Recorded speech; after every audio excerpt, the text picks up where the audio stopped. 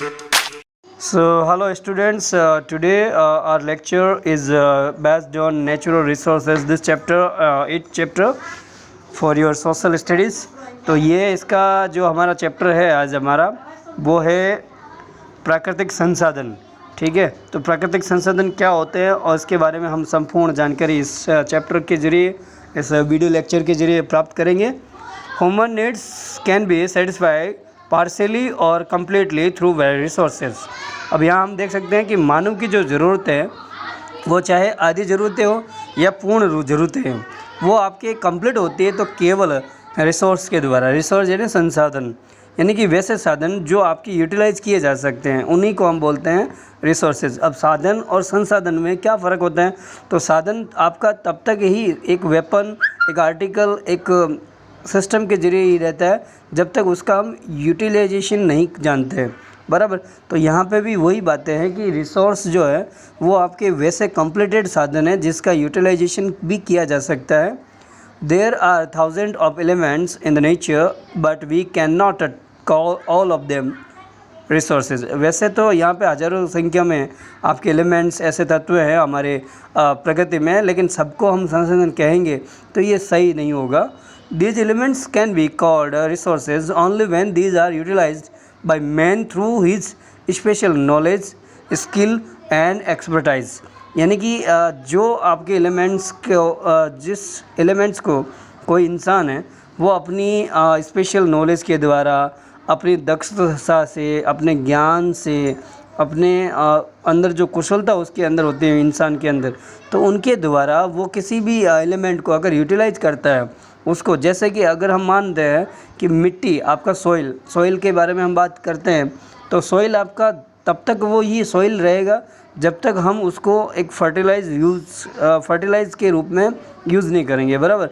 तो मिट्टी ही रहेगी, लेकिन उसका जैसे ही मानव ने इनका ऐसा पता किया, रिसर्च किया कि इससे बहुत सारे क्रॉप्स का प्रोडक्शन हो सकता है, बहुत सारे ऐसे काम किए जा सकते हैं, तो वो क्या हो गया, आपका एक रिसोर्स हो गया।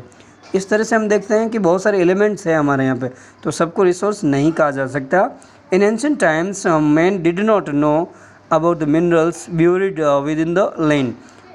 एंशिएंट टाइम में बहुत सारे मिनरल्स दबे हुए थे आपके धरती के नीचे, ज़मीन के नीचे, तो वो लोगों को, ये जो एंशिएंट टाइम्स में लोगों को पता नहीं था कि इनका किस तरह से इस्तेमाल किया जा सकता है।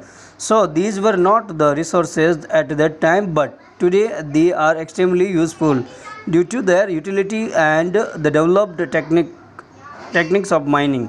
ओके, तो आज के जो हमारे पास में टेक्नोलॉजी ऐसे आ गई है कि माइनिंग में हम बहुत सारे जो डेप्थ में हम उसको डीप में जाकर भी, डीप में, ओके बच्चों, डीप में जाकर भी उसका हम माइनिंग कर सकते हैं।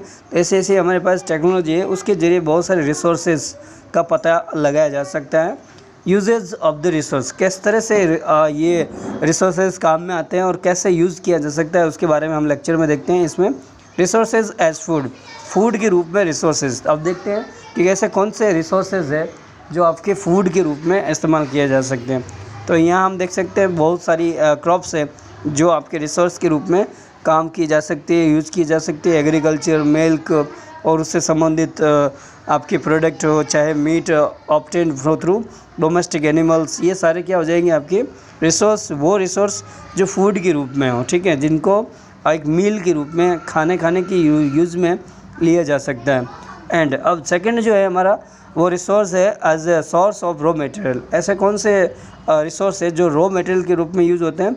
तो यहाँ हम देख सकते हैं जो भी हमको फॉरेस्ट से प्राप्त होते हैं वो चीज़ें, agro product, wool, hides, meat etcetera, these are the sources of raw material. यानी कि जो कच्चे आपके माल सामान होते हैं, कच्चे पदार्थ होते हैं, वो आपके रिसोर्स के रूप में इस्तेमाल किए जा सकते हैं। नाउ रिसोर्सेज एज एनर्जी के रूप में कौन से ऐसे रिसोर्सेज हम यूज़ कर सकते हैं? तो यहाँ हम देख सकते हैं coal, petroleum, natural gas as fuel in the industry as well as domestic fuel, ठीक है। तो ये आपके क्या हो गए, एनर्जी के resources. Now we will see the types of the resources, कितने प्रकार के संसाधन होते हैं, किस आधार पर हम उसको क्लासिफिकेशन कर सकते हैं। Okay, now we will discuss about the types of the resources. So we can classify the resources on the basis of the ownership as well as availability as well as their distribution centers. सो यहाँ हम देखेंगे बच्चों कि resources जो है वो उनका classification किस आधार पर किया जा सकता है। तो यहाँ हम देख सकते हैं मालिकाना हक़ के आधार पर यानी कि ओनरशिप के आधार पर हम उसका क्लासिफिकेशन कर सकते हैं और अवेलेबिलिटी यानी उसकी उपलब्धता के आधार पर। तो इनका एक टेबल यहाँ पे आपके सामने दिखाई दे रहा है। ओनरशिप में हम देख सकते हैं कि इंडिविजुअल भी हो सकता है यानी एक व्यक्तिगत या फिर एक व्यक्ति या फिर एक फैमिली उसका ओनर हो सकता है रिसोर्स का। तो उसमें कौन कौन से एग्जांपल्स है, तो लैंड, बिल्डिंग्स, ठीक है। तो ये भी आपके रिसोर्स हो गए। नेचुरल रिसोर्सेज हम देख सकते हैं तो वो आपके एक कंट्री के द्वारा या फिर एक क्षेत्र के द्वारा आपके ओनर हो सकते हैं उनके। और इसमें हम देख सकते हैं कि आर्मी, इंटरनेशनल ट्रेड, ये कुछ एग्जांपल है जो नेचुरल है। एंड ग्लोबल रिसोर्सेज में हम देख सकते हैं कि इनका क्या होता है कि पूरा एक ग्लोबली ह्यूमन वेलफेयर के लिए ओनरशिप किया जा सकता है। And resources of common ownership of all Nations of the world, और यहाँ पे कॉमन जो ओनरशिप होती है उनके संबंधित रिसोर्सेज होते हैं। आगे देखते हैं resources can be classified as follow on the basis of their distribution. यहाँ हमने ओनरशिप के आधार पर देखा, अब उनके बारे में हम देखते हैं डिस्ट्रीब्यूशन यानी उनके वितरण के आधार पर किस तरह से उनका वितरण किया। वितरण का अलग अलग क्षेत्र होता है। तो यहाँ देख सकते हैं कि उनका वितरण यूनिवर्सल हो सकता है यानी सभी जगह हो सकता है, जैसे ऑक्सीजन, नाइट्रोजन सभी जगह हैं। जनरली अवेलेबल रिसोर्सेज जो होते हैं वो आपके सेकंड नंबर में है, जैसे कि land, soil, water, okay. And third जो है रेयर रिसोर्सेज जो बहुत ही दुर्लभ होते हैं, मिलने का बहुत ही कठिनाई उनको होती है। कुछ ही एरिया में ये जमा होते हैं, कुछ एरिया में नहीं हो सकते, जैसे minerals like coal, petroleum, copper, gold, uranium etcetera, okay. And solitary resources वैसे आपके जो आपके एक ही जगह या फिर एक ही अवस्था में पाए जाते हैं, ये कौन से होते हैं। तो यहाँ आप देख सकते हो cryolite which is available only in Greenland, ठीक है। तो एकांत भी होते हैं, दूसरी जगह कहीं नहीं पाए जा सकते हैं, ठीक है बच्चों। So now you could understand details of two types. Resources can be classified by other methods also, wherein these can be classified into two types as renewable and non-renewable. यहाँ देख सकते हैं नवीनीकरण और अनवीनीकरण, यानी वैसे संसाधन जो वापस नहीं बनाए जा सकते हैं या फिर वापस नहीं हो सकते हैं, लेकिन ये आपके कुछ ऐसे रिसोर्सेज होते हैं जो वापस नहीं हो सकते हैं, बराबर। नॉन रिन्यूएबल में वो आते हैं जो वापस नहीं हो सकते हैं और रिन्यूएबल में वो आते हैं जो वापस रिन्यू हो सकते हैं, ठीक है।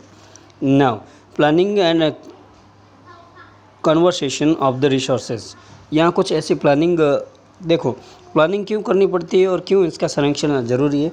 तो आपको पता चल गया कि रिसोर्सेज जो होते हैं, रिसोर्सेज वो ह्यूमन जो भी होता है उसकी फुलफिलमेंट और उसकी जो रिक्वायरमेंट रहती है उसको पूर्ण यही करते हैं, बराबर।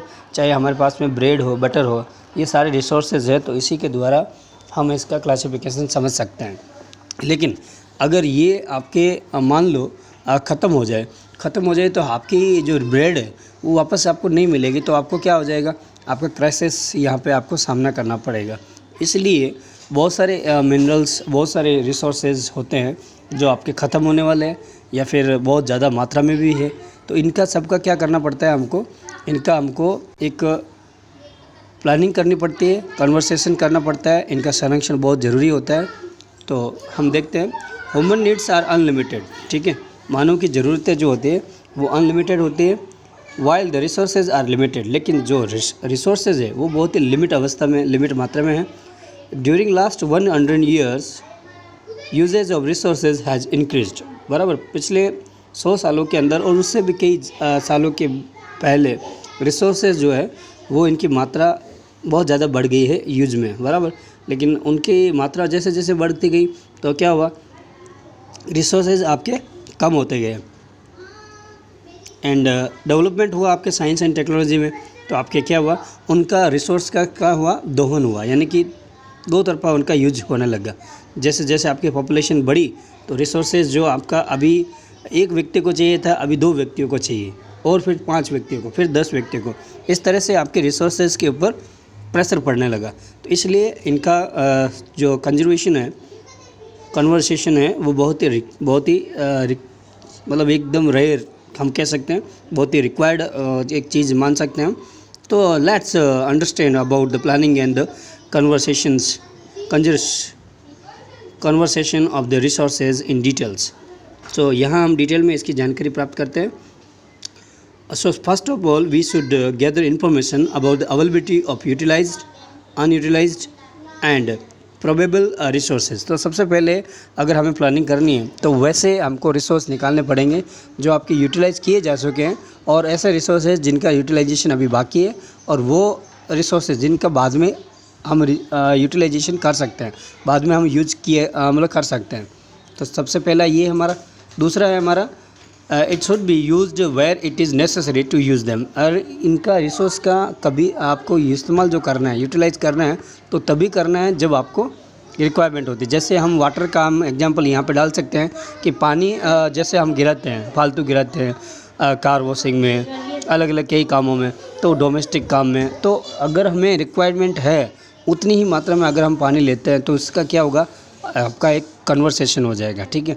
तो वो प्रिजर्वेशन हो जाएगा, तो उससे क्या होगा, आपके आगे जो फ्यूचर सस्टेनेबल डेवलपमेंट का एक जो एजेंडा है वो आपके पूरा कंप्लीट हो पाएगा, ठीक है।